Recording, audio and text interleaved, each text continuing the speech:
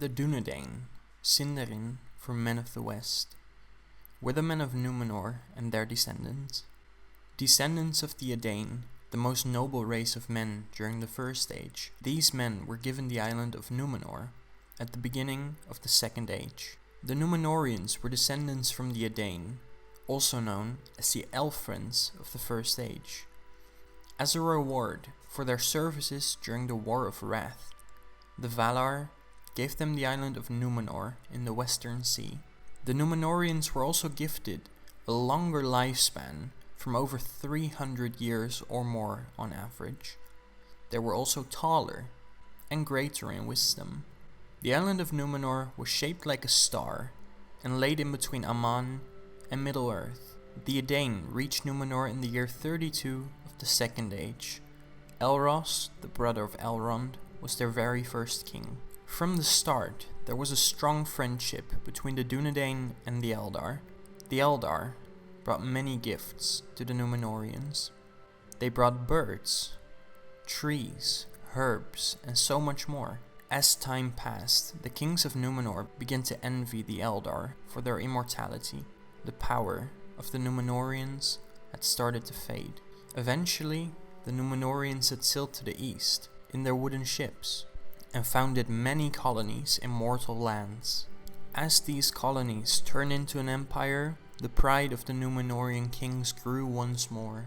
The 25th and also last king, Ar-Pharazôn, was made angry by Sauron emerging in Mordor. The king sent an army so big that Sauron's own armies deserted him in fear.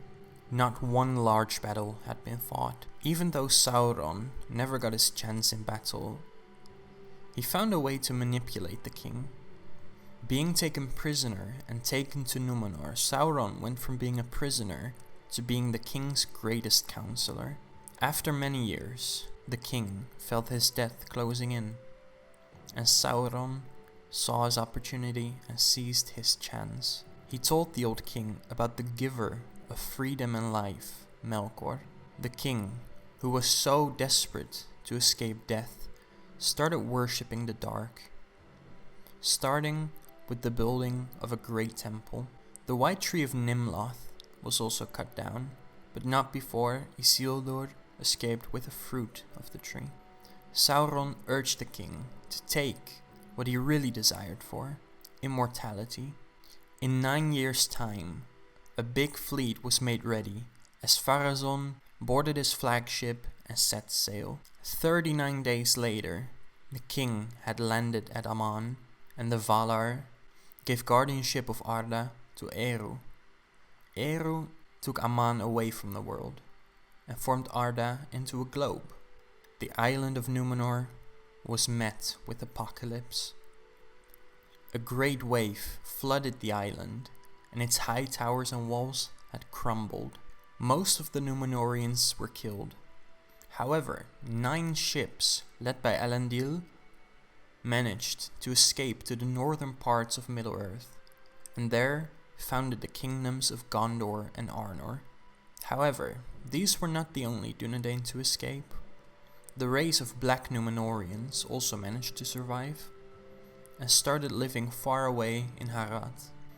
After the downfall of Númenor, the kingdom of Arnor and Gondor were established, led by Elendil. Many Númenorians that already dwelt in these parts were welcomed by Elendil and his sons.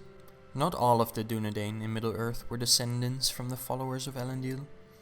Before the fall of Númenor, some had already settled there, and later allied themselves with the founders of the kingdoms of the Dúnedain. Among these were the ancestors of the princes of Dol Amroth. Originally ruled by the High King of the Dúnedain, they were divided as the Dúnedain of Arnor and the Dúnedain of Gondor. After the death of Isildur, the son of Elendil, in the 2nd year of the Third Age, Valandil, the youngest son of Isildur, took up the rule of the Dúnedain of Arnor. But his people had faded. Many of the Dúnedain of Arnor had died in the War of the Last Alliance and the disaster of the Gladden Fields. There were now too few to people the land or maintain the places that Elendil had built. The Dúnedain of the North became divided into lordships, and the Witch Realm of Angmar had destroyed them, one by one. After the Angmar War, the Dúnedain of the North were reduced to mere rangers who secretly wandered the wild, their heritage forgotten. In Imlaris, the line of Isildur remained unbroken. In the south, the realm of Gondor endured, as the splendor of the Dúnedain of the South grew. In the later parts of the Third Age, the Dúnedain of Gondor became much mingled with the blood of other men, especially the Northmen. The king, who had Northmanish blood, showed favor to the Northmen that supported him. This led to a big civil war in Gondor, known as the Kinstrife.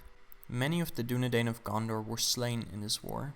A great plague decimated the Gondorians, and many others of the Dúnedain were killed. Royal descendants among the Dúnedain of Gondor had become too few, and so no claimant for the throne of pure Númenórean blood could be found. Thus, the line of ruling stewards of Gondor began.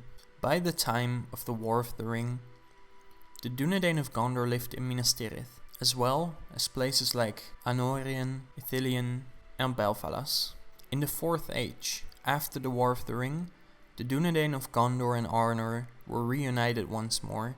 Under King Aragorn Elisar, the Dúnedain were lords, blessed with long life, great power and wisdom. They were also far superior to the men of Middle-earth, among whom they dwelled.